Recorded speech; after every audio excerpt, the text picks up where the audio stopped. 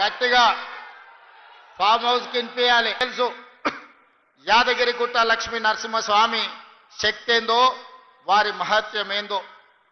ఆనాడు యాదగిరిగుట్ట లక్ష్మీ నరసింహస్వామి ఆశీర్వాదంతో తెలంగాణ రాష్ట్రంలో ఎన్నికలకు మేము వెళ్ళి ఖచ్చితంగా ఈసారి తెలంగాణ రాష్ట్రంలో ప్రజాప్రభుత్వాన్ని ఏర్పాటు చేసి ప్రజలకు మేలు జరిగే విధంగా సంక్షేమ కార్యక్రమాలతో పాటు తెలంగాణ రాష్ట్రాన్ని అభివృద్ధి పదం వైపు నడిపిస్తామని చెప్పినాం. ఇదే కాదు, ఆనాడు ఎన్నికల సందర్భంగా నేను ఒక మాట చెప్పిన, మన గ్రామాన తండాలలో, గూడాలలో, మారుమూల పల్లెల్లో పేదలు భక్తిగా పిలుచుకునే పేరు యాదగిరిగుట్ట లక్ష్మీ నరసింహస్వామి.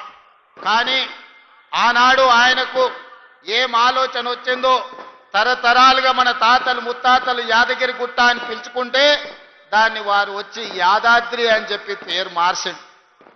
కానీ ఆనాడు ఎన్నికల సందర్భంగానే నేను చెప్పిన, మళ్ళీ ఇందిరమ్మ రాజ్యం వస్తుంది, యాదాద్రి కాస్త యాదగిరి గుట్ట అవుతుంది, గుట్ట మీద నిద్రపోయి భక్తుల కోరికలు తీర్చుకునే విధంగా గుట్టను తీర్చిదిద్దుతామని చెప్పినాం. ఆనాడు గుట్ట మీదకి ఆటోలు పోవద్దు, గుట్ట మీద పేద భక్తులు ఎవరు నిద్ర పోవద్దు అని చెప్పి ఆనాటి ప్రభుత్వం నిషేధాన్ని ఈరోజు విధించింది. కానీ మన ప్రభుత్వం వచ్చిన వెంబడే కోమటిరెడ్డి వెంకటరెడ్డి గారు, బీర్ల ఐలయ్య గారు వచ్చి, అన్న ఈ పేరు మారవాలి, గుట్ట మీద భక్తులు నిద్రపోయేటట్టు చెయ్యాలి, గుట్ట కింద ఉండే ఆటోలు గుట్ట మీదకి పోయేటట్టు చెయ్యాలి అని అంటే యాదగిరి గుట్టకు అవసరమైన మార్పులు చేర్పులు అన్నీ తీసుకొచ్చి భక్తుల ఆకాంక్ష మేరకు ఈరోజు మనం కార్యక్రమాలు చేపట్టినాం. ఇదే కాదు, గోపురాన్ని 60 కేజీల బంగారంతో కార్యక్రమాన్ని పూర్తి చేసుకొని ఈరోజు భక్తులకు పెద్ద ఎత్తున ఈరోజు ఆనందాన్ని కలిగించే నిర్ణయం తీసుకున్నాం.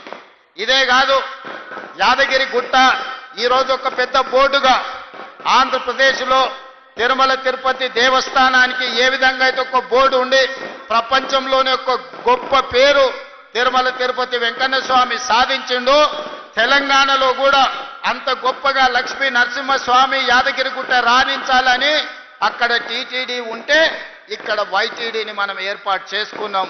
యాదగిరిగుట్ట టెంపుల్ డెవలప్మెంట్ కమిటీని వేసుకునేది ఉంది, తొందరలోనే మనం వేసుకోబోతున్నాం. ఇదే కాదు మిత్రులారా, ఇవాళ మీరు అందరితో పంచుకోదలుచుకున్న, ఏ విధంగా అయితే తిరుమల తిరుపతి దేవస్థానం ఆధ్వర్యంలో పద్మావతి యూనివర్సిటీ ఉండి అక్కడ పిల్లలకు చదువులే కాదు, అక్కడ గోశాల పెట్టి గోవులకు సేవ చేయడమే కాదు, వివిధ అభివృద్ధి కార్యక్రమాలలో, సంక్షేమ కార్యక్రమాలలో, భక్తికి సంబంధించిన అంశాలలో తిరుమల తిరుపతి దేవస్థానం ఏ విధంగా విశిష్ట సేవలను అందిస్తుందో ఈనాడు మీ అందరి సమక్షంలో నేను సంతోషంగా ప్రకటించదలుచుకున్న, యాదగిరి గుట్ట నరసింహస్వామి ఆధ్వర్యంలో యూనివర్సిటీ వరకు మీ మెడికల్ కాలేజీని, విద్యా సంస్థల్ని అభివృద్ధి పరచడమే కాదు, యాదగిరిగుట్ట లక్ష్మీ నరసింహస్వామి ఇక్కడ ఉండే కమిటీ ఆధ్వర్యంలో ఇక్కడ విద్యా సంస్థల్ని యూనివర్సిటీ స్థాయికి పెంపొందించి అన్ని రకాలుగా దేశంలోనే ఒక గొప్ప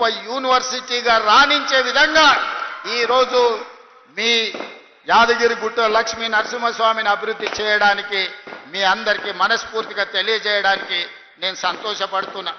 మిత్రులారా, ఈరోజు ముఖ్యంగా గంధమల్ల గురించి మా మిత్రులు చెప్పిండ్రు. ఇవాళ ఒక ఆయన తాటి చెట్టు అంతా పెరిగిండు కానీ తలకాయ మోకాళ్ళలో ఉందో ఎక్కడుందో నాకు తెలియదు. ఎట్లకెళ్ళి వస్తావయ్యా నీళ్లు, నువ్వు ఎట్లా ఇస్తావు గంధమల్ల, ఎట్లా కడతావని నేను వారిని అడగదలుచుకున్న. ఈరోజు సాగునీటి ప్రాజెక్టుల గురించి ఇంత ఉందే పెద్దలు ఉత్తమ్ కుమార్ రెడ్డి గారు చెప్పిండ్రు.